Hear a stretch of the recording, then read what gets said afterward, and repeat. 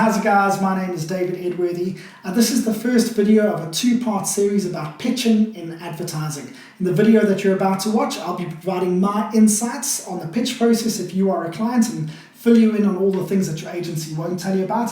What is he doing? He's beginning to believe. I'll also be reviewing one of the funniest ads that I've ever seen come out of Japan. It's the kind of work that you get to make when your agency and your client trust each other implicitly. And then finally, at the end of the video, I have a very exciting announcement to make, so please stay tuned. David Edworthy. David Edworthy. David Edworthy. Dave's a beast, man. And then I was flirting with David all night, but it was very one-sided. What's incredible with Dave is that, he was part of a movement. Please welcome David Edworthy!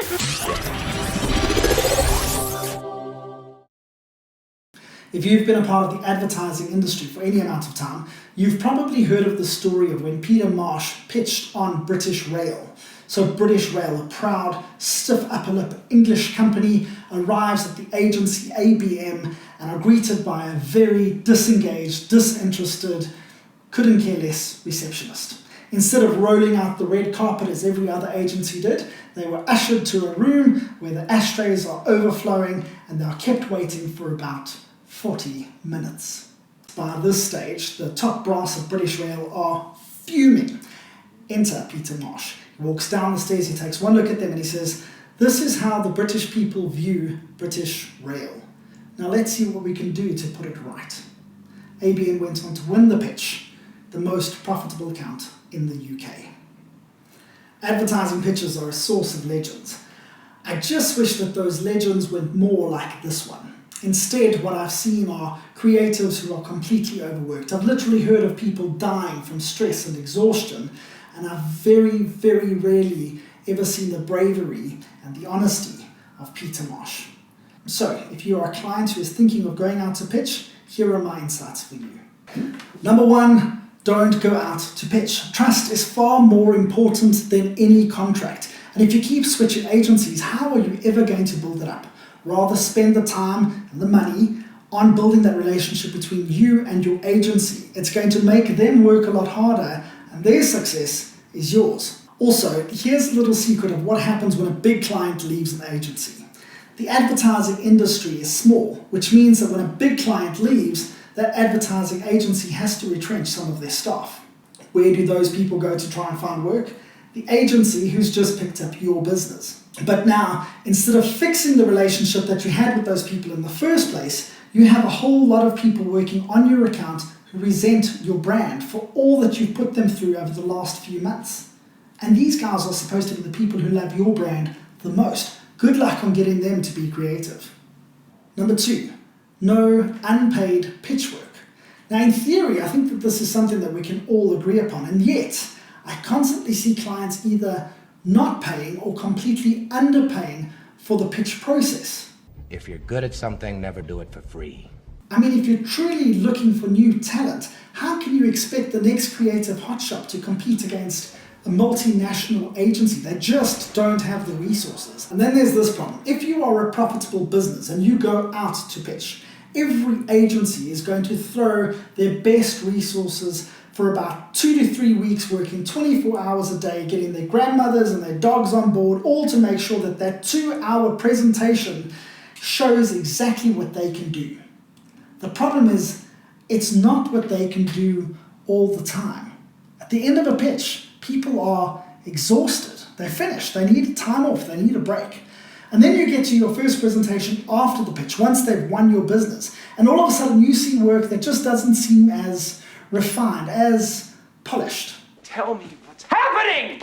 There should be a new rule to pitching, where you're not allowed to get more than one team working from 9 to 5 for a week to work on the account. Because what that team is able to deliver, and it will be great, is probably what you're going to get when they become your agency. That's right, I said it! Number three, how to judge work.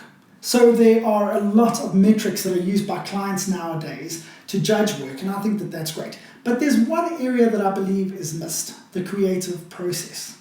And it's especially hard to judge in a pitch because the work isn't perhaps as polished as what it would have been if it went out to market. For this reason, I believe it's imperative to have a creative consultant on your panel. In essence, this person is a creative director who's worked at various agencies through various mediums, but has been part of the ideation process from when it's just a scamp to it being a full-blown production. The biggest reason that you need a creative director is this. You might not be able to polish a turd, but I have seen a lot of agencies try and package one. And a good creative director will be able to pick that up. They have been trained for years to be able to spot good ideas, ideas that have legs, and bomb the bad ones.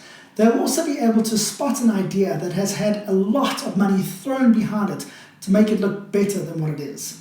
And this will also help in the process of being able to spot a bigger agency who's just outspent a smaller one in the pitching process.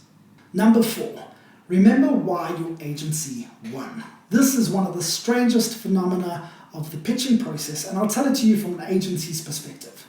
You worked your butt off for weeks on end to win the pitch, and the news finally breaks at the agency. You're walking around high-fiving, strutting like you're on the set of Mad Men. This is why you got into advertising. The client has finally recognized your creative genius. And then you get to meet the new marketing director, and you come back to your advertising agency and you say, this one gets us, guys. And then the first brief comes in. For some reason, they're not going with the work that actually won the pitch, though everybody loved it, but that's okay. This time, things are going to be different. The brainstorms go well, ideas flow back and forth, everybody's enthusiastic, everybody's coming up with ideas. You then get to the first review, there's a great atmosphere, people laugh when they're supposed to, and then you get the first debrief, and they push you back. So you go away, and you come up with other great ideas, and you go back and you present them, everybody's laughing, everybody's friendly, and then you get another debrief. And then this happens again, and again, and again, and again. Are you not entertained? Until all that you are presenting is compromised work from the get-go, work that you don't believe in, work that didn't win the pitch. Number 5, don't make the same mistake that you did with the old agency. Concentrate on building relationships. Don't give unreasonable deadlines and spend time building trust. If your agency is your biggest fan, it will show in the work. And if you get a Peter Marsh level of honesty, reward it with your business. With that all said, in today's review, what you're going to see is an ad that you can only make when there is an extreme level of trust. いよいよ決勝戦も大詰めです。ここまで両者ともパーフェクト。互いに一歩も譲りません。さあ山田、ラスト1投パーフェクトなるか。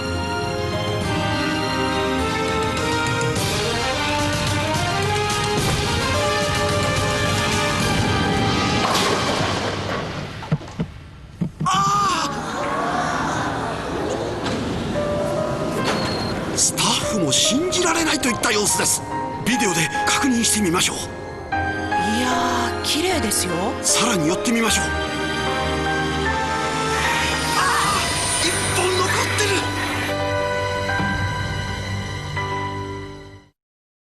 So this was an ad that was made in 2009 by Ogilvy Japan. Went on to win a load of awards, even though it was later criticized for its portrayal of women, which I didn't really pick up in the ad. I just thought it was a hugely entertaining way of hyperbolizing the importance of a close shave. What I can tell you is this. You are going to remember that ad for a very long time. It is brave. It shows a client who wants to have fun, a client who trusts their agency to bring that fun to the market, and a client who is willing to experiment. When all the other agencies have ladies who are towels wrapped around their head caressing their smooth legs, this one is going to stand out. This is the one you're going to tell your friends about. So these are the 2 reasons why I love this ad. Suspense. You have no idea what is happening in this ad. It's a bizarre setting. You've got woman in underwear in a bowling alley. She bowls the ball but then doesn't let go, goes flying down the alleyway. Even when she comes out the ball machine, you still have no idea what is happening. It's only in the last few seconds that the reveal happens. And revealing an ad like this is extremely tricky because it's almost like you're putting an elastic band to its utmost breaking point. You have to release before it breaks, but you also want to make sure that the snap is then worthwhile, otherwise it's an anticlimax. They did this perfectly. The second thing is humor. The Japanese have a beautiful sensibility in telling stories, but I believe that this ad could be based in any culture. Humour has a great way of cutting through a demographic and speaking to anyone, anywhere. If you were in Mexico or India or England, I think that you would find it as entertaining. So there we have it. Guys, thank you so much for your support so far. I really appreciate all of the likes and the comments. As far as my big news is concerned, I'm going to be launching a conceptual copywriting course over the next few months. So wherever you are in the world, in whatever aspect of copywriting you find yourself in, I will be launching this as a resource to equip you. But if there is something that you would like to see specifically, please just leave your comment in the section below. So please subscribe if you haven't already.